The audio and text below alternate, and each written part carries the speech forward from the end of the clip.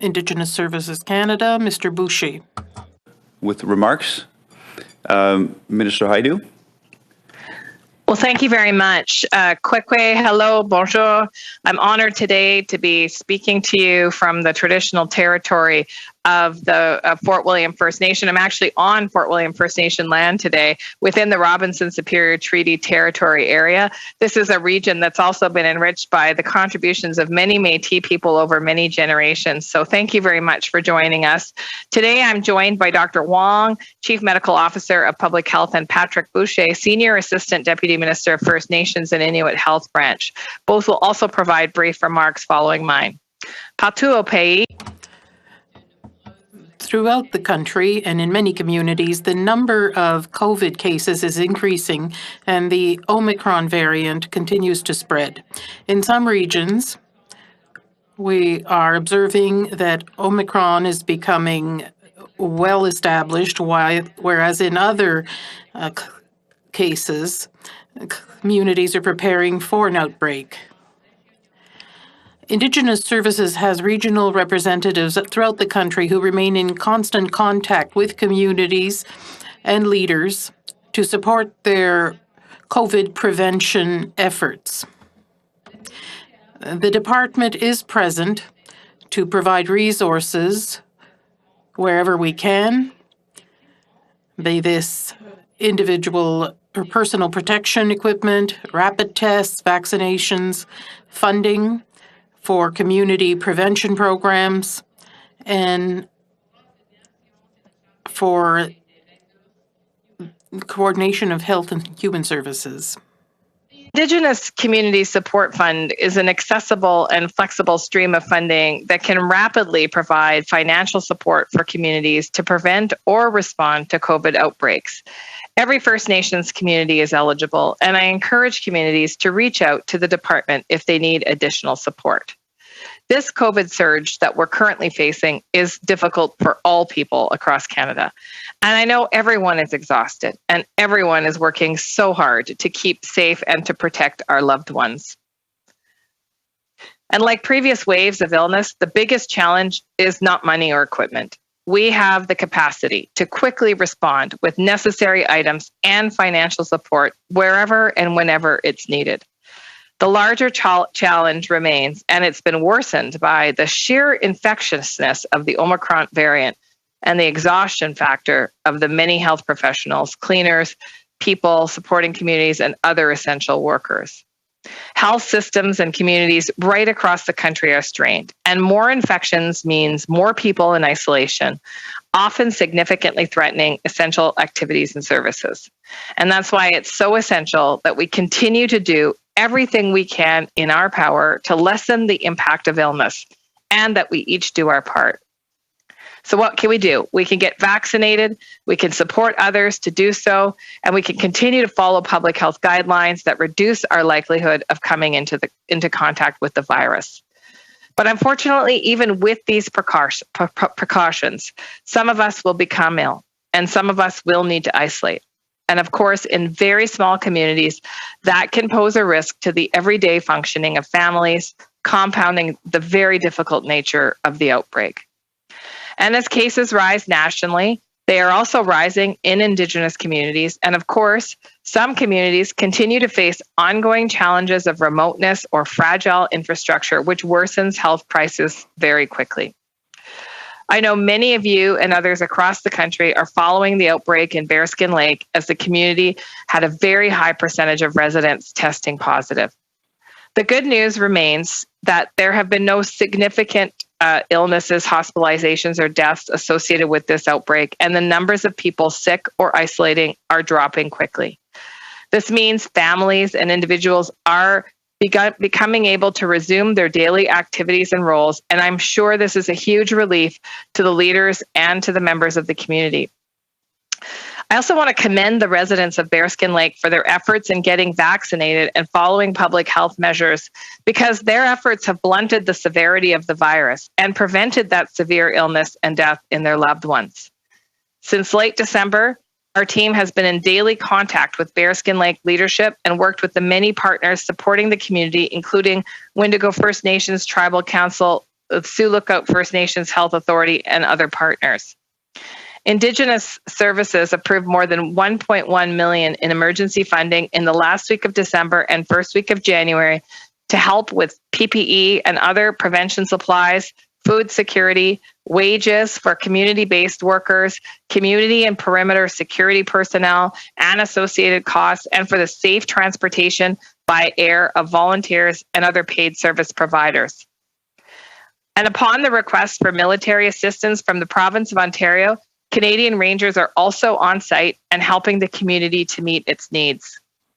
Over the past 2 weeks, Indigenous Services has helped to facilitate and financially support the presence of dozens of personnel, including 3 primary care nurses from Indigenous Services, 1 advanced care paramedic from Indigenous Services, 2 rapid response environmental health officers, also from Indigenous Services, 12 Bearskin Lake community members from Thunder Bay, 2 Community Disaster Relief Ontario employees from NGO Alliance, 3 Team Rubicon members, 2 public health nurses from the Sioux Lookout First Nations Health Authority, 1 home care nurse from Wendigo First Nations Tribal Council, and 28 Wendigo Tribal Council members and 6 community members paid for by funding from Indigenous Services. We're continuing to coordinate supports to meet the ongoing needs of the community, and I would say everyone's focus remains on the health and safety of the residents of Bearskin Lake as people increasingly recover. Now, as of yesterday, there are around 47 active cases, and as I've mentioned, there have been thankfully 0 hospitalizations. Earlier today, I spoke with Chief Kamanawataman to reiterate our support and to continue to ensure an open line of communication.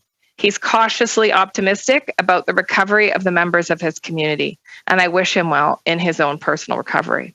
There are other communities the department is supporting in Northern Ontario as they work to protect their members from the growing spread of COVID.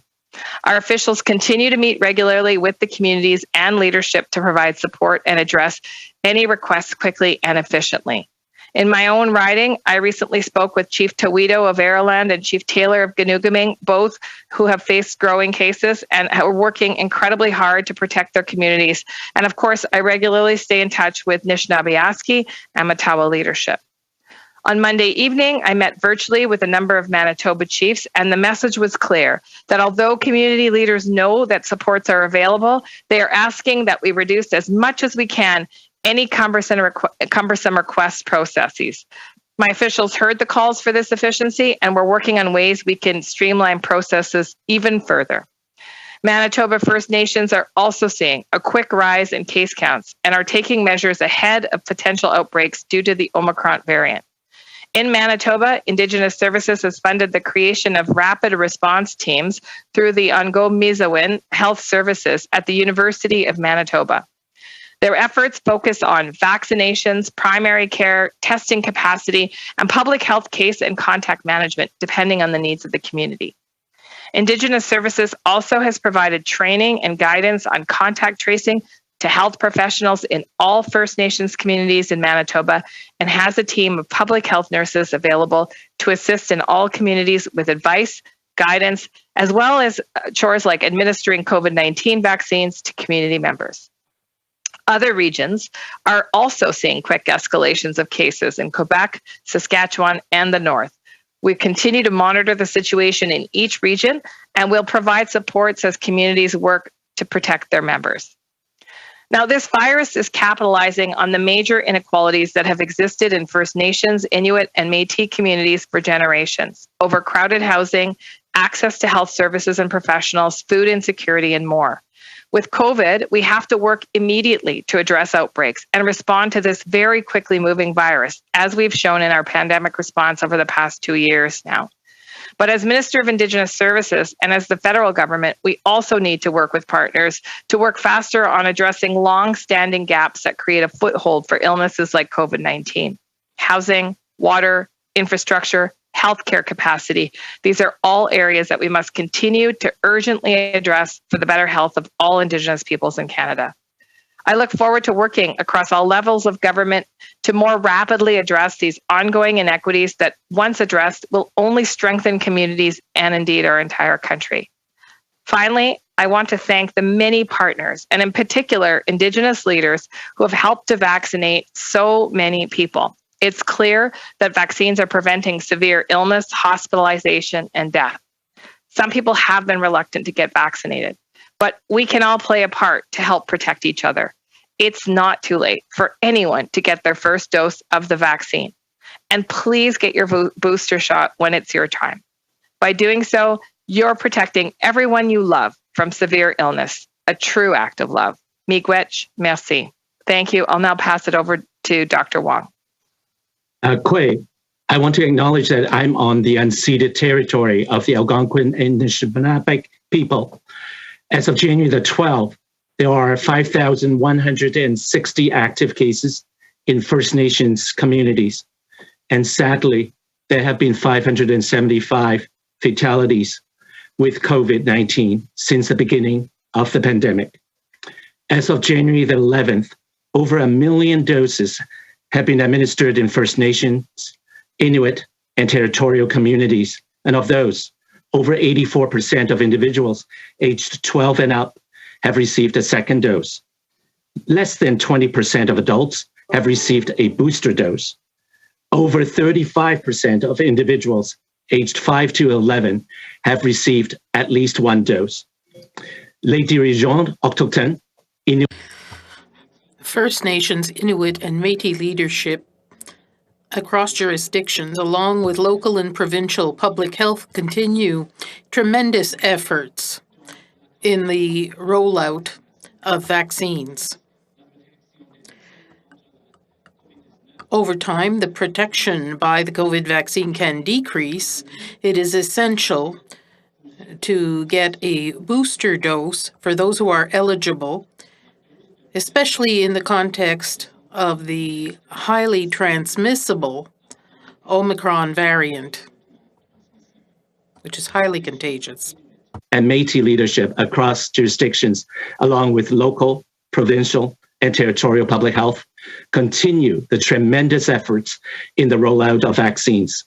Over time, the protection by the COVID vaccines can decrease. It is essential to get a booster dose when eligible, especially in the context of the highly transmissible Omicron variant. Being optimally vaccinated, including booster dose, is strongly protective against Omicron hospitalization, even though mild infections and outbreaks can still occur. Increasing vaccine uptake and following other public health measures will help to prevent hospitalization and save lives. Everyone has a part to play in protecting elders, family, friends, and communities. For individuals who are not yet vaccinated, get your vaccine as soon as you are eligible. It's never too late. Miigwech, nakumek, marcy, thank you, and merci. With that, I'm going to turn over to ISK, the Senior Assistant Deputy Minister, Patrick Boucher. Thank you, Dr. Wong. Tanche, hello, bonjour. I want to also acknowledge that I'm joining you today from the beautiful and unceded territory of the Algonquin people and of the Métis. And in terms of remarks, I would just add that as we continue our work in responding to this national health crisis, I want to first off also thank all of our partners for their tremendous collaboration in working with communities in the wake of rising case numbers. And Indigenous Services Canada and all of our Indigenous community partners want to also thank our various healthcare professionals, our health human resources, and individuals who continue to support communities, to work with communities across the country during these exceptional times, day in and day out. And as Minister Hajdu said, the department will continue to be there to support communities and to support the tremendous leadership that we see across various Indigenous communities, whether First Nations, Inuit, or Métis. And that will be no different as we now address the significant risks and uncertainties that we're seeing with the spread of the Omicron variant that Dr. Wong and the Minister spoke to. Indigenous communities and organizations can continue to request needs-based funding from the Indigenous Community Support Fund or through the public health supports for COVID-19 offered through our department. And these supports have been there and continue to be there to provide Indigenous leadership, communities, and organizations with the flexibility that they need to design and implement community-based solutions to prevent, to prepare, and to respond to the spread of COVID-19 within their communities. Whether that's to enable or accelerate vaccine rollout, surge in health infrastructure, mental health supports, isolation or food security, and many other types of supports. These resources remain available to you. And also our Indigenous Services Canada regional offices and our regional medical officers of health remain available to assist First Nations, Inuit and Métis communities and organizations should they require immediate assistance with an outbreak. These are difficult times, and our top priority will continue to be the health and safety of First Nations, Inuit and Métis. And just to reiterate a few remarks in French, j'aimerais simplement ajouter. I simply want to add that we will continue our work in responding to the national health crisis, and I want to thank all our partners for their incredible cooperation with the communities in the increase of the outbreak. As Minister Hajdu said, the department will be there to continue to provide support in various Indigenous communities, be they First Nations, Inuit or Métis. Indigenous communities and organizations can continue to request needs-based funding from the Indigenous Community Support Fund or through the public health supports for COVID-19 offered through our department. We're going through a very difficult time, and our priority will continue to be the health and safety of First Nations, Inuit and Métis. Thank you. So we will now take questions on the phone. Operator. Thank you. Merci. We will now take questions from the telephone line. So if you have a question, please press *1 on your device's keypad. There will be a brief pause while the participants register. Nous allons maintenant passer à la période de questions. Si vous désirez poser. We will now go on to question period. If you want to ask a question, please press *1 on your device. We'll have a break so that you can register for the question period. The first question is from Travis Danraj from CBC News. Please go ahead. Your line is open. Thank you. Hi there, Minister Hajdu. I have two questions from colleagues of mine. The first is from Olivia Stefanovich in our Ottawa Bureau. Minister, we've spoken to several speech-language pathologists across Canada who say that they're waiting on average between 6 to 12 months for approvals under Jordan's principle, and their businesses are hurting because once they deliver services, they aren't getting paid by your department for more than a year. How is that acceptable, and will you commit to a review of these delays?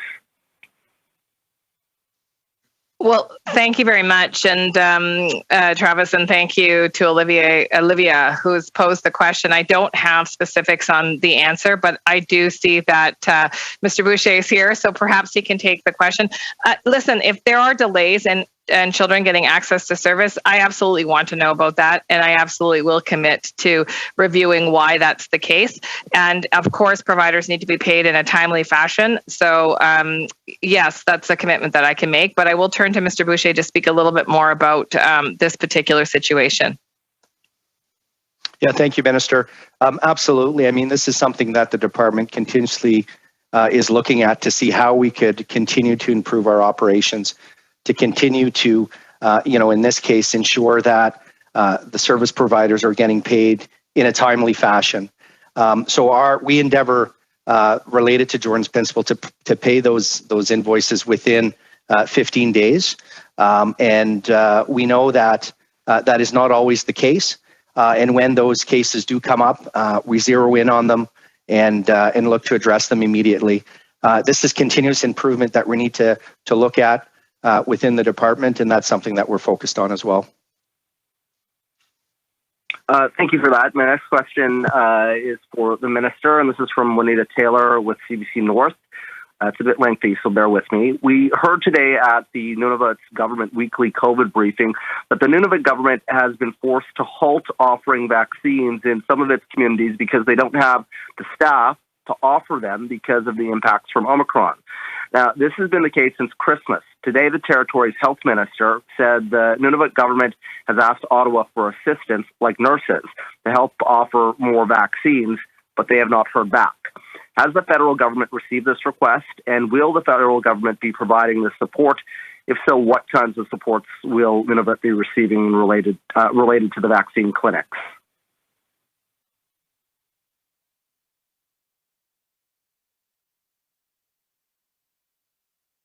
Hello, Minister?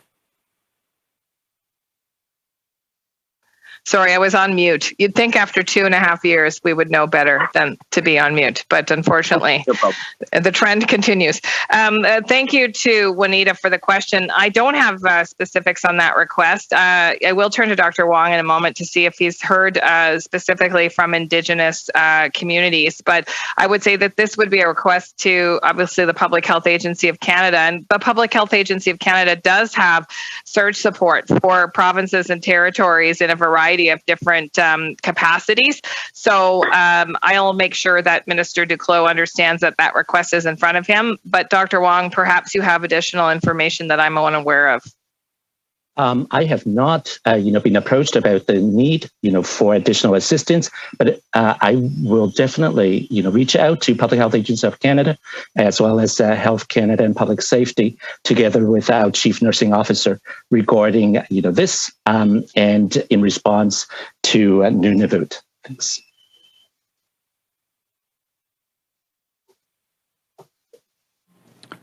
Thank you. Merci. The next question is from Wide Sharp from the Wide Sharp Show. Please go ahead. Your line is open. Hi there, Minister. So obviously many provinces are, considering vaccine mandates right now. And I believe Dr. Wong mentioned that the figure of people in Indigenous communities who have received their booster shots is only around 20%, and you can correct me if I'm wrong on that number. But how will you make sure that, with even the rules that are currently in place for vaccine mandates, that Indigenous communities have the resources they need to vaccinate people so that the number of, booster shots that have been administered can be higher than the current figure? Well, thank you very much for the question. And in terms of vaccination, I'll just first of all say that it continues to be the provinces and territories have the primary responsibility to vaccinate Indigenous people within their own jurisdiction. But of course, the federal government, and in particular Indigenous services, but also the Public Health Agency of Canada, have stepped up to support provinces and territories to complete the work that they have the jurisdiction to do. Listen, each community is different. Each community is going to require a different set of supports and have different realities. Some communities have a high degree of efficiency to be able to work with the province to get vaccination rates higher, and we've seen that with the first and second doses of the primary course of vaccination. But we'll be there to support, obviously, provinces, territories, and First Nations if they are struggling to complete that work, as we did, by the way, in the first round of vaccinations. And I'm thinking particularly, for example, in my neck of the woods in Northern Ontario, the partnership between Anishinaabe Nation, the province of Ontario, and the First Nations themselves and remote communities that really created the kinds of high rates of vaccination that we've seen in places like Bearskin Lake and other parts of remote community here in Northern Ontario. Dr. Wong, did you want to add a few words? Thank you, Minister. One of the things that Indigenous partners have been telling us, is the importance of self-determination. And it is so important for our department to continue to redouble our efforts to support Indigenous champions in order to work with the communities to increase the level of booster dosing. Booster dosing is so important, as I said before, especially with the Omicron. Omicron variant is very transmissible, and it can lead to severe infections. With 3 doses of the vaccine, it increases the level of protection against hospitalization and deaths. Okay, and that's all. Thank you. No follow-up. Thank you. Merci. The next question is from Dylan Robertson from Winnipeg Free Press. Please go ahead. Your line is open. Good afternoon, and thanks for making yourselves available. I wanted to get your understanding of requests for military support given the limited capacity of the armed forces. We know that provinces need to initiate requests for assistance. So my question is whether the specific vulnerabilities of Indigenous communities is weighed in and how Ottawa decides how to deploy, and how you'll be assessing requests when a band wants the military help, but the province isn't actually making that request. Well, thank you very much, Dylan, and I appreciate the question. And you're absolutely right. I mean, it's not just military staff that are stretched. It's really all human resources across the country, and so we have to use our appropriate pools of extra supports, as you will, very carefully. As you know, the Canadian government has, for example, an extensive contract with the Canadian Red Cross, which has been extremely helpful in a number of different kinds of outbreaks and settings. We also, depending on the nature of the work, can, as in the case of Bearskin, provide financial resources to pay community members or other neighboring community members to come and help out in the case of labor issues that can be resolved without specialized experience. And of course, the Canadian Armed Forces remains available for specific situations, and each request is done through the lens of assessing the needs of the community, the existing supports in place, and what kinds of skill sets the Canadian Armed Forces is being asked to provide. So it's really hard to give you a blanket answer in terms of how each community, how the response unfolds for each community, because it will be different based on the blends of resources that are available to the community, the supports that are available to the community, and the nature of the expertise that's being requested. I will say this, though, every single request is taken very seriously. The coordination happens through Indigenous Services Canada, along with the Canadian military, in an integrated way with the community, to make sure that there's a full understanding of what the request is about, what kinds of supports and services the community is looking for, and how we can best ensure that those needs are met. I'll say to my Indigenous service colleagues to please jump in if you feel like I'm missing something. I saw Patrick perhaps look like he might have wanted to add something. Sure. No, I think you covered it, Minister, but maybe I'll just add, we have the Federal Government Operations Center, which is out of Public Safety Canada, which is continuously engaging with federal, provincial, territorial partners and other government departments such as ours, to ensure that they are ready to respond should federal assistance be required. And the RFA, or the request for federal assistance, is the mechanism or the tool used when a province or territory formally requests support from the federal government in their emergency response efforts. And that process is initiated when, in essence, an emergency event is overwhelming or threatening to overwhelm the resources of a province or territory. And they deem that federal government help is needed to effectively support the impacted region in their province. Now, should a province or territory make an official request for federal assistance, there's a very well-established process in place, which is very efficient, very quick for managing that request, again, through the Government Operations Center. That includes interdepartmental consultation and coordination across the federal government. Thank you. And I also want, for my follow-up, I also wanted to ask about the provinces that say that we need to live with COVID-19. Yesterday, Manitoba officials said everyone can expect to get exposed to the coronavirus in the coming weeks. The Manitoba Premier said, quote, "It's up to Manitobans to look after themselves." So Minister Hajdu and Dr. Wong, I'm wondering what you make of that, given the increased vulnerability in Manitoba's Indigenous communities, and what kind of pressure this will put on federal resources. Maybe I'll turn to Dr. Wong first to speak about the work that he's doing with the Public Health Agency of Canada and others. Yeah, thank you very much, Minister, and thank you very much for your question, Dylan.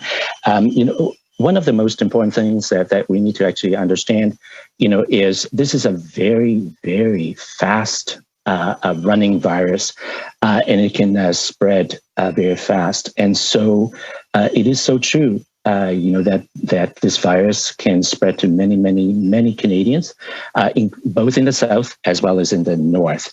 The most important thing, is to prevent hospitalization, ICU admissions, and fatalities. And who are, the people we need to doubly protect? They are the most vulnerable peoples in the North, in Indigenous communities, and in other settings, such as the elders and seniors living in long-term care facilities, pregnant women, the very young, individuals who have cancer and chemotherapy, and individuals with multiple medical problems. All of those individuals need additional protection. And should they have not received even the first dose, it's not too late to get the first dose, and then the second dose, and then the booster dose when eligible. So that's so important. Avoiding crowds. Now is not the time to gather. Very important, physical distancing and wearing masks or respirators. So with that, I'm going to turn over to Minister Hajdu. Well, I think that's pretty comprehensive, Dr. Wong. And I think, look, at the end of the day, I think Dr. Wong is quite right. Although some people appear to become mildly ill with Omicron if they're fully vaccinated, and especially if they're boosted, some people nonetheless become very ill. And, from my perspective, we've spent a long time doing everything we can to reduce the numbers of people that are getting sick, obviously through extensive supports, through public health measures, and many other interventions that I know that you know. And I think it's really important that we continue to protect each other from contracting COVID-19.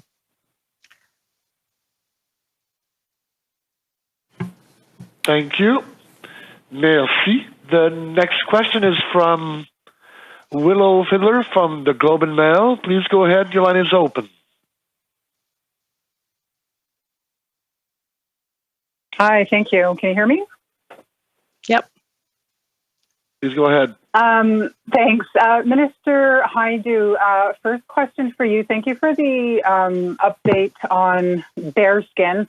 However, it was just yesterday that Chief Cam issued a statement expressing how disappointed they were in the federal response and military support that they received, and that assistance had been minimal. Also going off of Dylan's question in that context, I'm just wondering, how is it determined what kind of military support a First Nation community will get? We've seen different responses from Shamattawa in Manitoba last year with a quite visible military presence on the ground. And I sense that that's what Bearskin had been expecting and hoping. So I'm just curious, how is that determined once an RFA is received? And also, does the community vaccination rate affect that?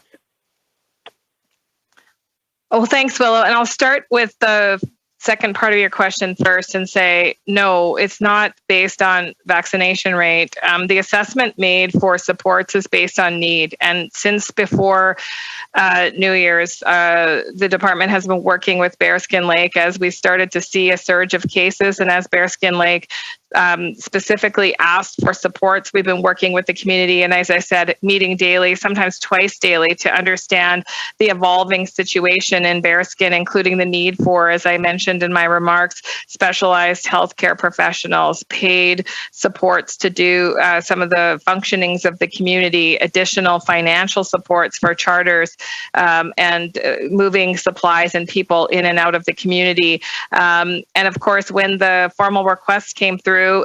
Immediately, the military was doing a full situational assessment of what kinds of supports, in addition to those supports that I've listed, were necessary. I also have reached out to, as I mentioned in my remarks, I spoke with Chief Cam today. I've spoken with him in the past to understand where that root of frustration is coming from. And I can tell you that,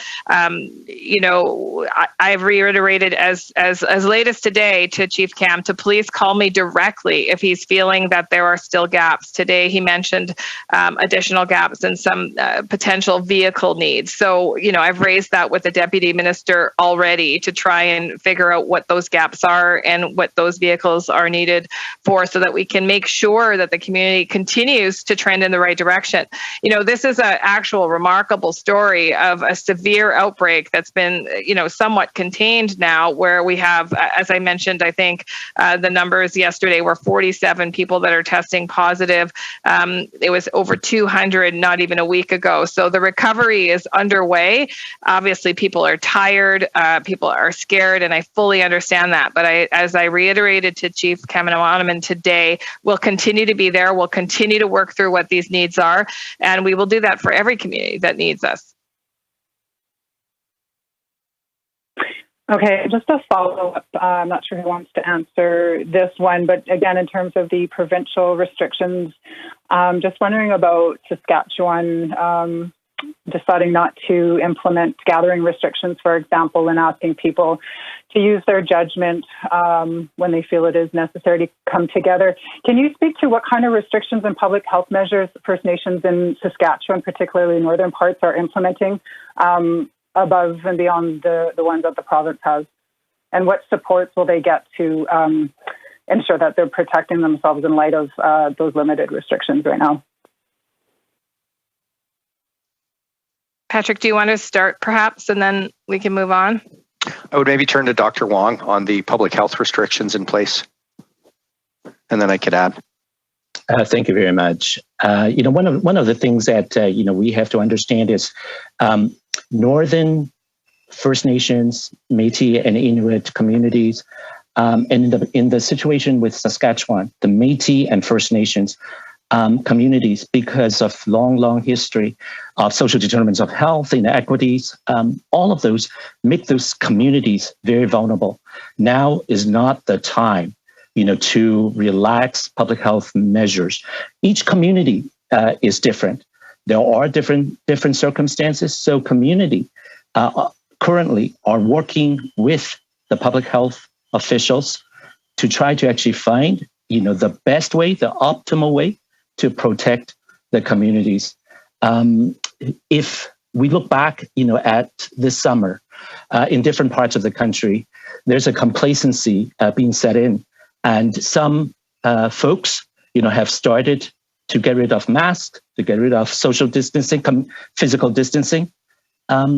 With Omicron being so infectious, it is the wrong direction to take at this moment for northern, remote, and isolated Indigenous communities. Each community will decide what is the best course of action in order to put public health measures, the appropriate public health measures in place to protect the elders, the young, pregnant women, and the families and the community. Over to back to you. Yes. Yeah, maybe just to add to what Dr. Wong just said, and an important point is, the community leadership that we've seen across the country. As we see Canadian public health advice and guidance related to COVID, which is changing rapidly, and it varies from provincial jurisdiction to provincial jurisdiction. First Nations themselves are in the driver's seat and are taking a real leadership role here in terms of protecting their people, and to Dr. Wong's point, their elders and their most vulnerable. And we've seen tremendous leadership across the country, and our role is to support them in their response to the COVID-19 pandemic, and to provide the supports that we've talked about throughout this call to ensure that they're successful in protecting, in planning, in protecting, and in delivering their response to COVID-19. And I might just add, just as a sort of a end note, that since the beginning, part of the way that we've supported communities in that very individual response, which is unique to their own circumstances, to their own geographical realities, to their own membership in some cases, and where their membership resides, is we created the Indigenous Community Support Fund, which continues to provide financial support to communities to use in ways that they determine appropriate to protect their community members. And so I think about some of the stories that Indigenous leaders have told me. Some of them have used it in ways to protect the community, to set up perimeter checks. Some have used it in ways to distribute food to people living in urban settings, that members that they were worried about that were actually not on the First Nation, but that were isolated in urban settings. Obviously, people have purchased PPE. They've done a number of things to change workplace settings and to support community members, food security, you name it. And that fund is designed with that flexibility in mind, with the principle that I think Patrick has illustrated well, which is that it is Indigenous leaders that will know best what the needs of the community are. Obviously, we're always there to support and provide advice and guidance if requested and if needed, but the enabling factor is getting the money out the door to communities quickly without strings attached.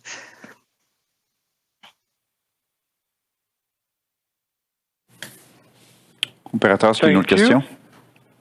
Oui, thank you. Merci. The next question is from Fraser Needham from APTN National News. Please go ahead. Your line is open. Okay, afternoon. You can hear me okay, hopefully. So I guess my question is, I'm just sorry. I guess I'm hooked up there, but for the minister, and that's it was mentioned by the previous reporter that the community is really disappointed in Bearskin Lake First Nation. I won't go through the whole press release, but they basically said they expected much more from the federal government and from your department. They need physical and moral support, but in the end, they feel that help has been minimal. So it doesn't sound like they feel very supported. So I guess what are your department and the federal government going to do to improve upon this? Well, I would say, honestly, I'm frustrated as well, because, of course, I've been in touch with leadership, with Grand Chief Fox from Anishinaabe Nation. I've spoken with the chief of the community myself as recently as today, but certainly prior to today as well. I've reiterated that there's an open line of communication with me personally. The chief has my cell phone number. We are, as I've mentioned, holding daily meetings, sometimes twice daily. We've responded very quickly with money, with people, with paid support for some of those community functionings. Obviously, we're going to continue to be there. We're going to continue to have these conversations. We're going to continue to understand where the gaps are. I think the good news is that people are getting better, and that is a sign that as difficult as this is for everyone, the numbers are trending in the right direction, and people are recovering, and the community is recovering. The chief did tell me today that people are tired. Obviously, people are distressed and stressed out. It's been a heck of an experience over the last number of weeks. Minister Anand has said that today a leadership team from the Canadian Armed Forces are on their way to the community to confirm that tasks are getting done and to ensure that the needs are met. So the CAF is very well aware that there's still uncertainty by the community leadership and members. And so my message to Bearskin Lake, as it has been since the beginning, is we'll continue to be there, and we'll continue to work through the needs, and we'll continue to make sure that the community has what it needs every step of the way. As the chief has asked for specific supports of me directly, I've delivered that for him and for the community, and we'll continue to try to understand how best to help the community get through this difficult time. Okay, and just maybe a quick follow-up on, I was wondering if you could maybe specify some of the things it's come back to us too about streamlining, that people just feel there's a lot of bureaucratic red tape, and that they were unable to, it took a week basically for this. It was well known that they wanted military support, and it took more than a week for that to happen. So maybe what sort of processes are you looking at maybe to streamline things in remote communities when they don't have access? I mean, they were sick, so they couldn't fill out forms, things like that.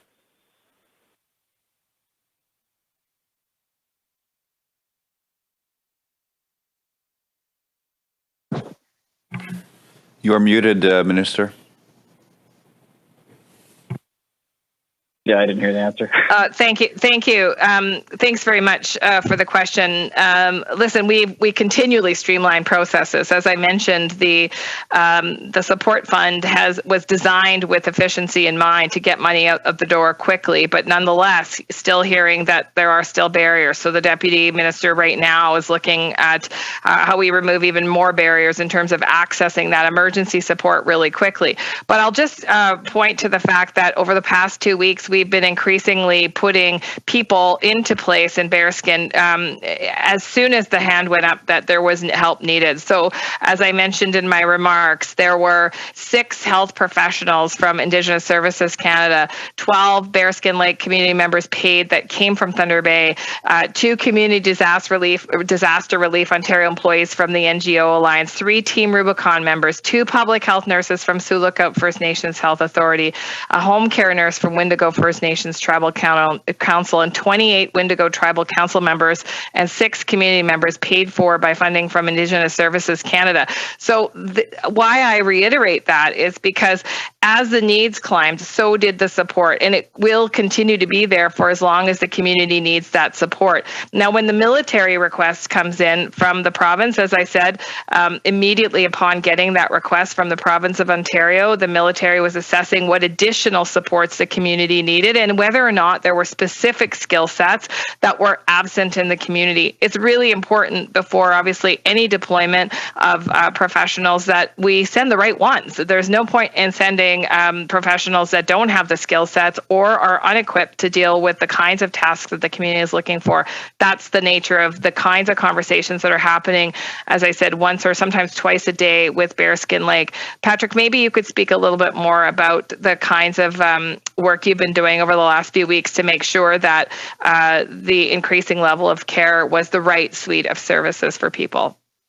Absolutely, Minister. And let me just start by saying, that we have been working very closely with Bearskin Lake First Nation leadership, with Wendigo First Nations Tribal Council, the Sioux Lookout First Nations Health Authority, the province of Ontario, who has a huge role here as well, the local public health unit.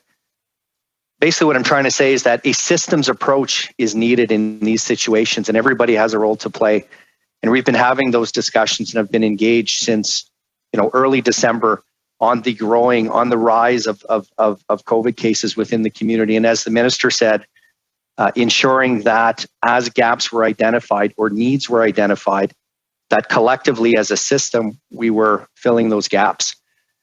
So daily calls among the partners will continue to take place in order to continuously reassess the situation on a daily basis, to identify any of those gaps that might exist as things evolve in the community, and to continue to ensure that the support to the community and its leadership in their response to the outbreak is there.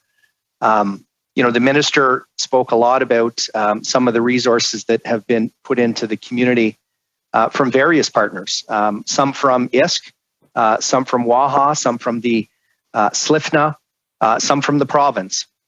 So this has really been an all hands on deck type situation. From a financial perspective, just to give you a bit of background, since the beginning of the pandemic, it roughly represents $5.8 million to Bearskin Lake since the beginning. And that's in terms of direct funding to Bearskin Lake and indirect funding for the community through Wendigo First Nations Council and the Sioux Lookout First Nations Health Authority. So this has really been all hands on deck with various players coming to the table and providing support, whether financial or whether through resources, to make sure that the needs of the communities are being met. And that's only going to continue to work through continuous engagement and solid partnerships with the community, with the leadership in the community, and with the various partners that have a role to play. Thanks. Thank you. Next question is from Leonard Monkman from CBC Indigenous. Please go ahead. Your line is open. Hi, Minister Hajdu. In places like Manitoba, the number of cases are being severely underreported because of testing changes in the province recently. Are the number of cases being underreported in First Nations? And if so, are there any estimates on how many cases might be underreported since Omicron has been first detected?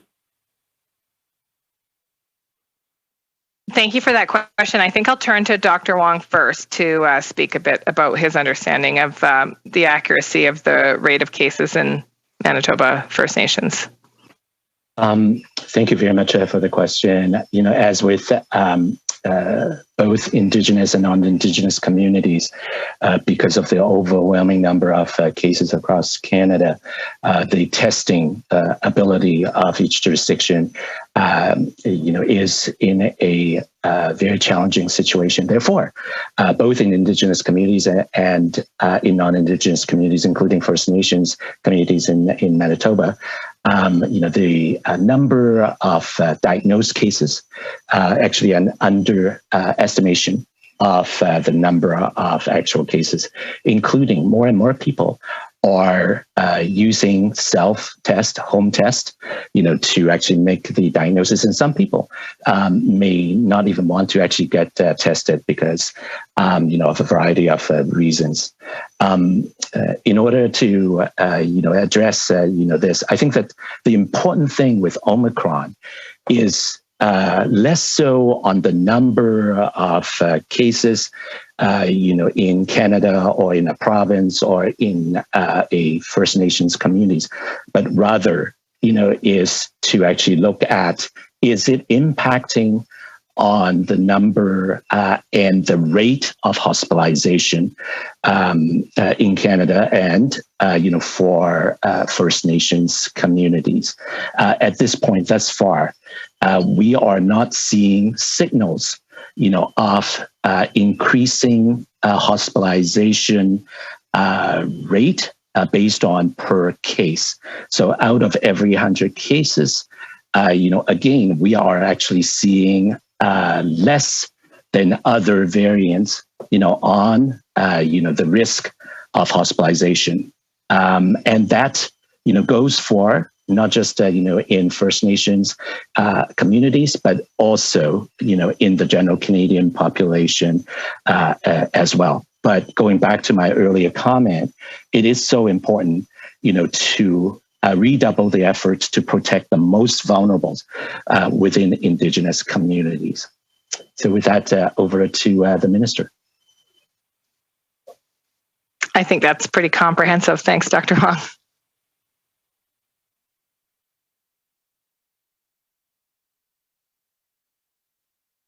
I guess my follow-up question would be, which First Nations are reaching out and what are they currently asking for, and how has that changed since the Omicron wave has been detected in First Nations communities?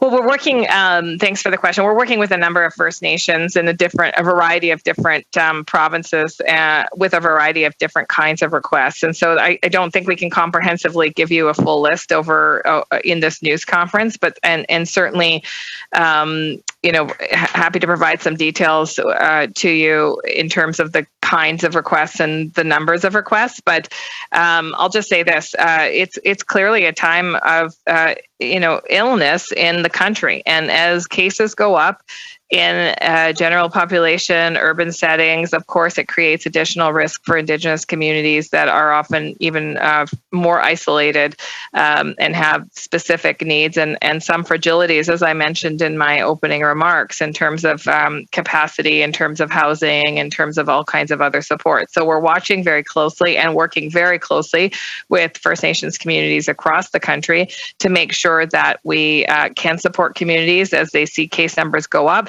and hopefully keep case numbers down as low as possible by supporting communities to take appropriate action when they start to see infection enter into their own communities. Thank you. Merci.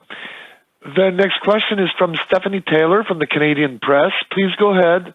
Your line is open. Hi, thanks, Minister. A few answers back in talking about Bearskin Lake and the situation there, you said that you also felt frustrated. I'd like to know why you're feeling frustrated. What specifically are you frustrated with?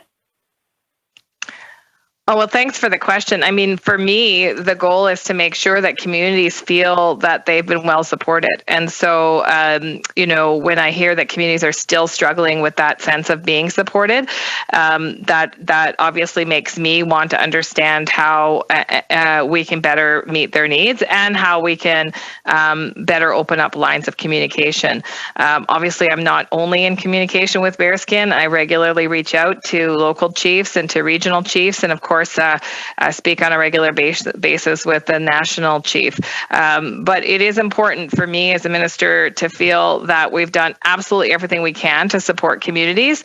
And so that's, the nature of my conversation today with Chief Kamanawataman was about making sure that I understood where gaps still existed. As I mentioned today, he talked about the need for additional vehicles. I've already passed that on to the deputy. I really want to make sure that we have the right blend of supports in place for Bearskin. It's great news that they're getting better and that people are increasingly coming out of isolation, but it's very important to me that that we're there as vigorously as possible and that we're understanding the needs on the ground. Thanks for that. I'm still trying to understand, why it is that there's some 300 military members in Quebec right now giving vaccinations while Bearskin Lake, a remote northern First Nation, says they need more federal help, including from the military. So the assessment process you're talking about, do you think that needs to be reviewed in light of what some could perceive to be a discrepancy?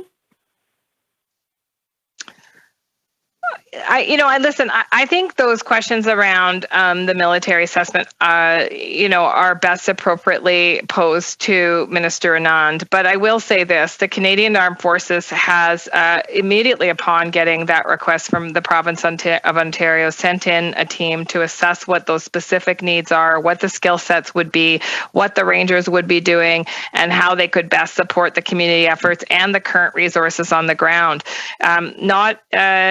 Not every need is best met by the military. Some are not. I can't speak to the decision around, the need in Quebec, but I can tell you that, as I reiterated to Chief Kamanawataman today, we'll be there for the community to help the community get through this.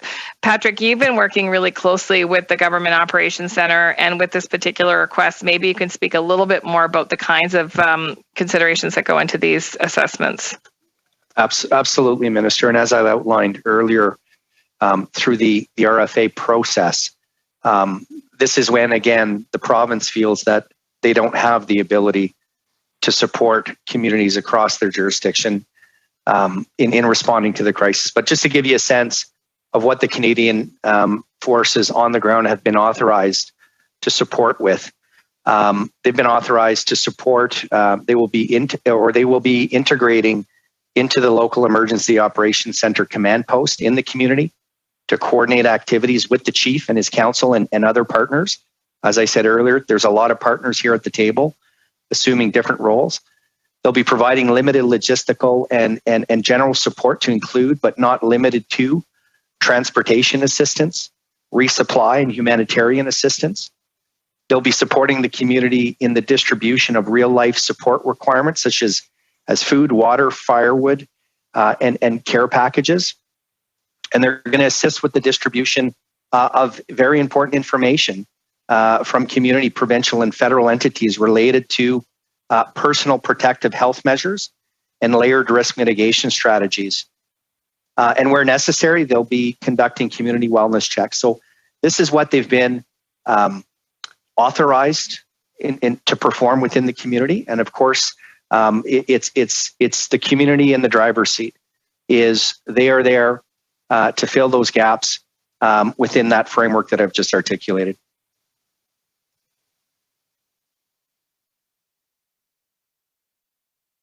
Thank you.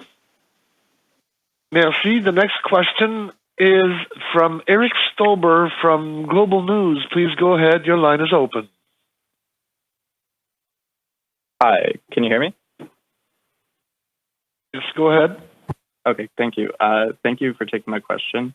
I wanted to ask about the streamlining of the process. I covered this when the military first arrived in the community, and I believe it was 2 or 3 members that went there, and I think it was 1 or 2 weeks that they were there to assess the situation. So in a situation like this that's very fast moving, is that really a streamlined process of 2 or 3 weeks of only 2 members in the community to figure out what's going on? Is there a way to provide support faster? Thanks, Eric. I assume you're talking about bearskin. Are you talking about bearskin? Yes. Okay. I won't read through the list of the supports that were already in place through a variety of partners, including Indigenous services, including regional health authorities, including Wendigo Tribal Council, because of course you've heard that, and I think it's on record. And I say that again to say that there was no delay in responding to the community's increasing requests for support, whether it was health supports or personnel supports or financial supports or charter supports or transportation supports. We've increasingly stepped up with the province and other regional partners to make sure that the community had what it needs to stay well, to bring down the number of people getting sick, and to recover from such a high rate of people having to isolate as a result of either being positive or being a close contact. When we received the military request from the province of Ontario, we immediately, the Canadian Armed Forces immediately sent out people to assess the situation, as I said, to understand where those gaps continued to be. Because, again, the right people for the right purpose at the right time is really a critical kind of consideration as we're responding to these crises. We want to make sure that we're sending in the right set of skills, the right kinds of individuals to deal with the right kinds of problems. And so maybe I can turn again to Patrick. I know you've covered this already, but to talk about that growing support from the beginning days and how, adding those layers of support helped contribute to the functioning of the community in a tight time. Sure. So as I mentioned earlier, there's the financial aspects of things, but again, just to reiterate, in early December, these daily conversations began with the community, with system partners, to make sure everything was being addressed. So just for example, from an HHR perspective, a health human resource perspective, registered nurses and advanced care paramedics from Indigenous Services Canada were deployed to the community. Public health nurses from the Siouxsie Lookout First Nations Health Authority were deployed to the community. Home care nurses from Wendigo First Nations Tribal Council were deployed to the community.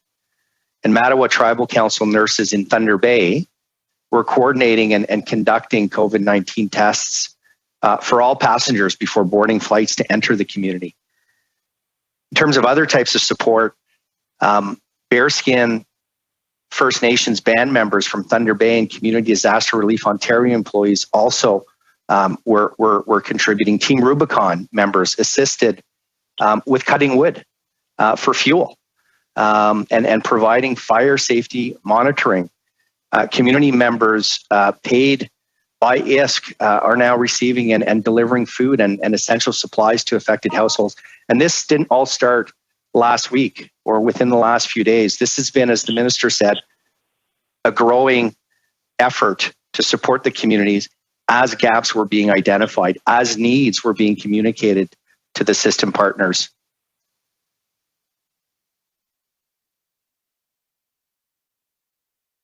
Thank you. Do I get a follow-up? Hello. Go ahead. Mr. Stober, do you have a follow-up? Yes. Thank you for those answers. Another question is, the communities are in charge, in the driver's seat, as you said, for their own measures. So can you go over in the communities, specifically as Bearskin Lake, what measures they're putting in to avoid these terrible outbreaks? Well, maybe I can start and then turn it over to Patrick and Dr. Wong. I mean, I think one of the things that the community, I have to applaud the community for doing earlier on and being prepared, is the high rate of vaccination. I think that is the success story, if you will, in this terrible time, because in fact it protected so many members of the community that did contract COVID-19, but it protected them from hospitalization and severe illness.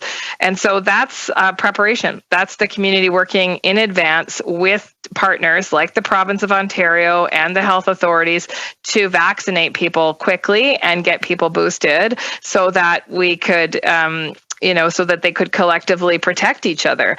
I know, the community has obviously had a number of other practices in place over the past while, but nonetheless, when people get sick, as Dr. Wong pointed out, this is a rapidly moving virus and it spreads really, really quickly. So it doesn't take a number of that many people with Omicron to really infect a small community to the degree that we saw with bearskin. But the protective factor of vaccination truly is the success story, to have so many people infected and yet not one hospitalization to date is really a testament to the commitment of the community to vaccinate and to protect each other.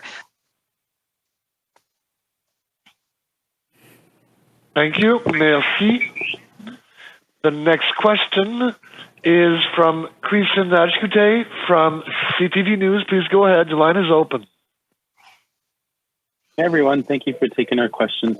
My question is for Minister Hajdu again. I know you've been pressed on this since we started this conference and the media questions, but the chief asked for 40 military representatives and instead got 3 or 4 rangers.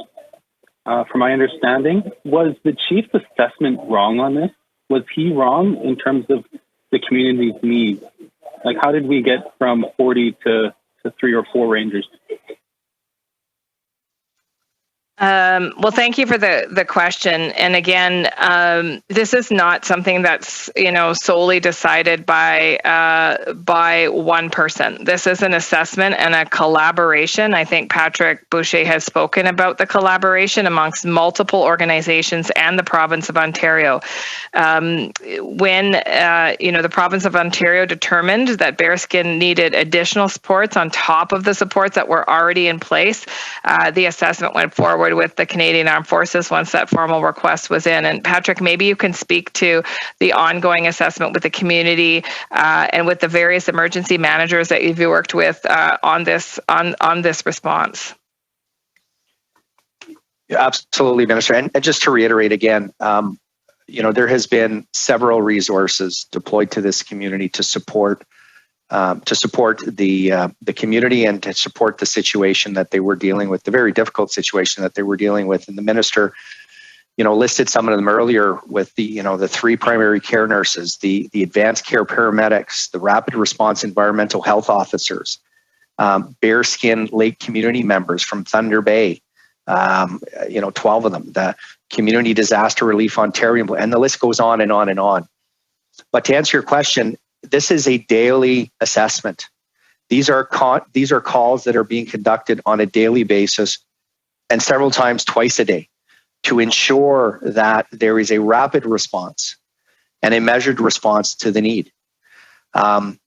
This pandemic is difficult, and Dr. Wong could speak to the evolution of the virus. I think we're all well aware of that. So that continuous contact with the community and partners is the only way that this is going to work. And leveraging emergency operation centers and the structure that exists with the province and system partners is the only way to address these needs in a very effective and in a very decisive way. And I think we've seen that throughout the last couple months with Bearskin Lake First Nation. Dr. Wong, did you want to add anything in terms of the? Yeah, maybe one point to make about this virus. The testament to the tremendous work of the community, the decisive actions, supported by many different partners, just like what ADM Boucher had just said. Whether it's the province, whether it's neighboring First Nations, Indigenous Services Canada, and the military, it takes a collective effort in order to try, to support the communities. And the end result we are seeing, not only are we seeing the drastic reduction in the number of active cases in the community, but also not one single hospitalization nor fatality out of that. It's a testament of the tremendous effort of the community supported by others. Thanks. And my follow-up question is, last week, the leadership requested, I think it was 3 or 4 dome isolation units. Was that request answered, and does the community have those isolation units? Because they were talking about, they didn't have anywhere to put the infected to isolate them safely from the rest of the community. Yeah, well, we'll have to get back to you on that one. I know that there was talk about the need for alternate isolation sites, and there are some domes that were offered to the community earlier on when this issue started to evolve, and that offer has remained on the table for some time now. In terms of the status of whether the community still requires that or believes that or would like to have those isolation units, as I said, the offer's been made, but we could follow up on that one as to the status. Thank you. Merci. Once again, please press *1 on the device's keypad if you have a question. N'hésitez pas à faire étoile 1 pour toute question. The next question is from Rick Garrick from Walate News. Please go ahead. Your line is open.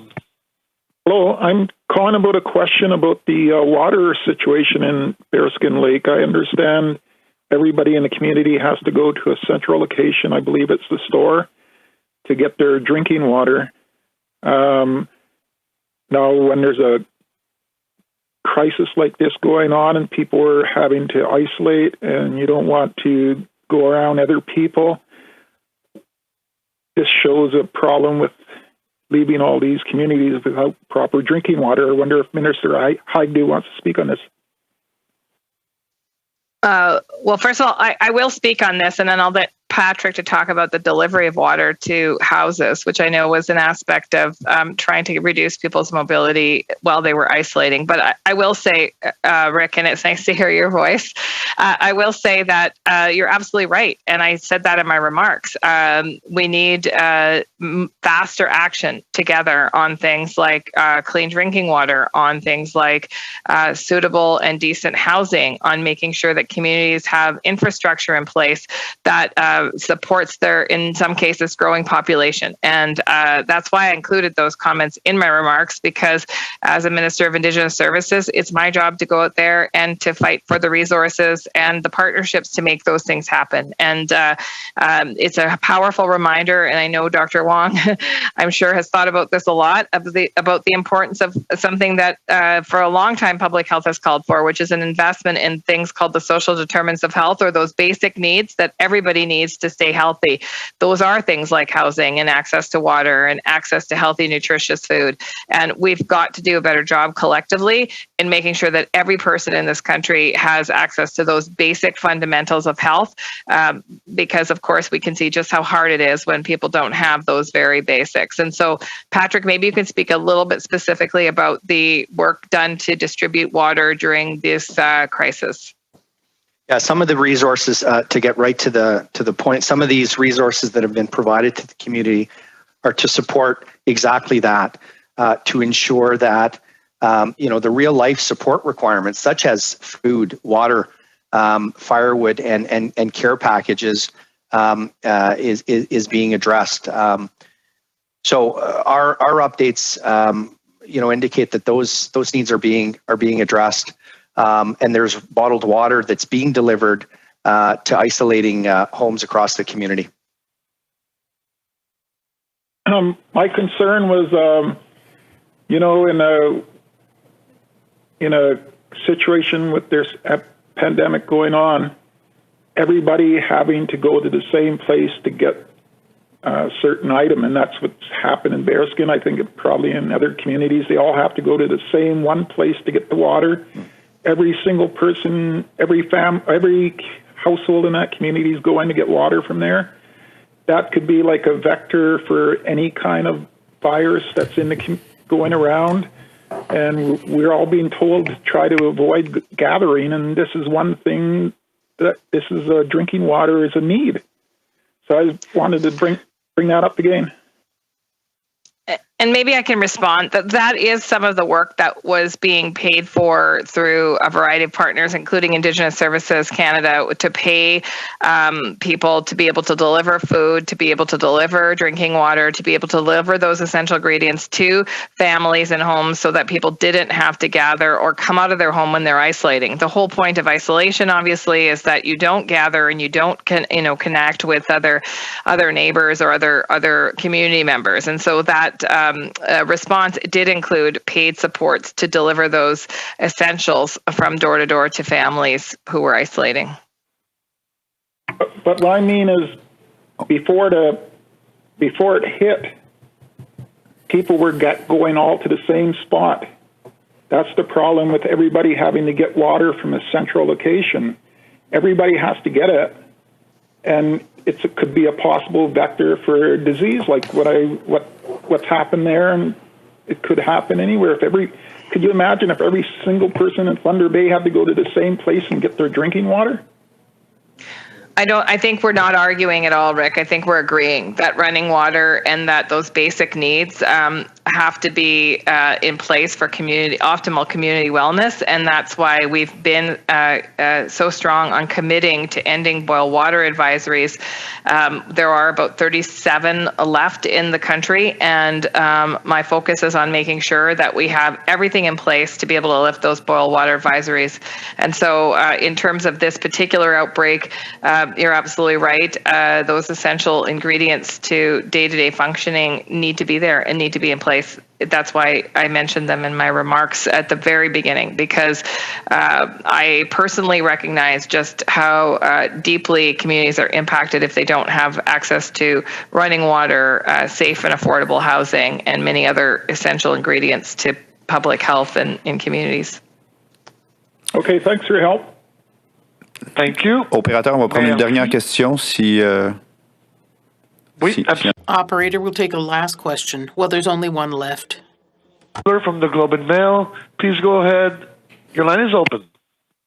Hi, thanks. Just another question from me, only because it continues to be repeated and brought up in terms of the support and resources that your department has provided for Bearskin Lake to date to address their COVID outbreak. But the reality is, I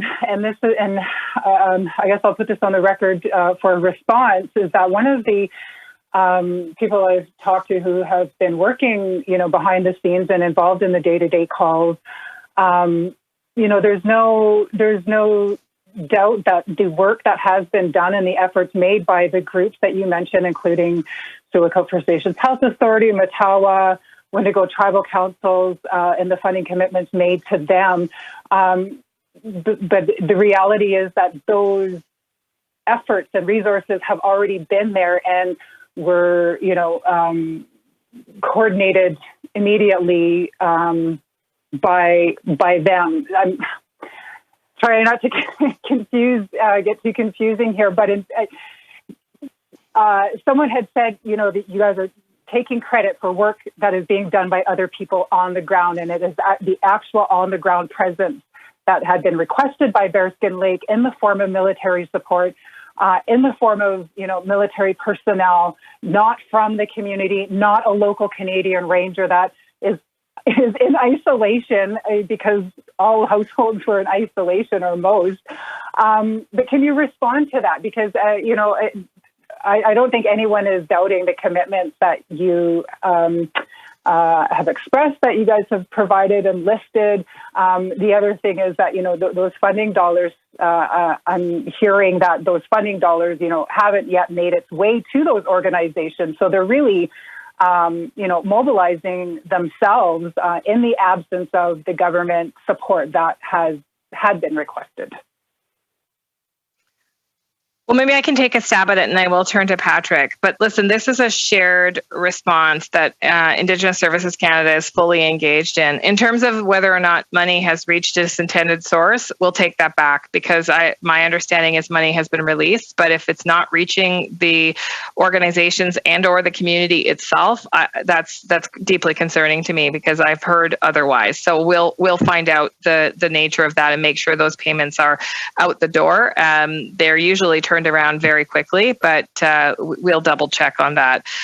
In terms of taking credit, absolutely not. I think, when I listed the resources in place, I was very clear to be very specific about who has provided what resources. This is a shared response. This is obviously something we're working on with the province, with the regional health authorities, obviously Indigenous Services Canada, and now most recently the military.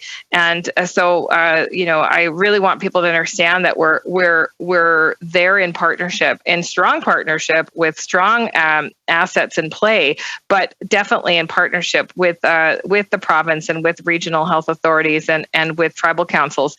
Patrick, maybe you can speak a little bit about the collaboration on the ground. I will say that it's been heartening to see so many people come together so quickly to really support this particular community. But Patrick, maybe you've been involved in those conversations. Maybe you can talk about that collaboration. Yeah, the collaboration has been tremendous, and we've mentioned the partners several times now on this call, and that is truly the only way. And I'll reiterate that the only way that collectively we could be organized as much as possible during difficult times to be able to respond. And I also want to reiterate a point that the minister made earlier around the tremendous leadership and credit that needs to go to community leadership and the communities themselves for all of the work that they've done throughout, this almost 2-year pandemic now. The legwork and the effort and the sweat and the blood and tears that went into ensuring that they had high vaccination rates have tremendously paid dividends. And Dr. Wong spoke about that as well. And those efforts as well were undertaken through a coordinated partnership approach where the various partners, came to the table and rolled up their sleeves and contributed to the challenge to ensure that the community had what it's needed, that it had what it needed, that the leadership within the community was supported and complemented. So again, we can't emphasize enough the importance, and this doesn't just apply to Bearskin Lake First Nation in Northern Ontario. We're seeing this across the country, and there's been some tremendous stories and successes across the country.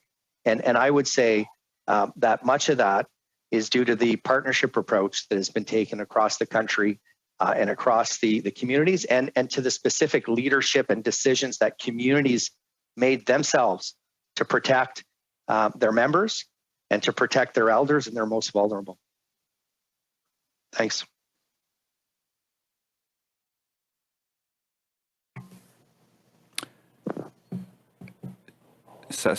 No follow-up? No, that's good. Thanks. Alors, c'est ce qui met fin à la This will bring an end to the press conference today. Thanks for your time. Thank you. Thank you.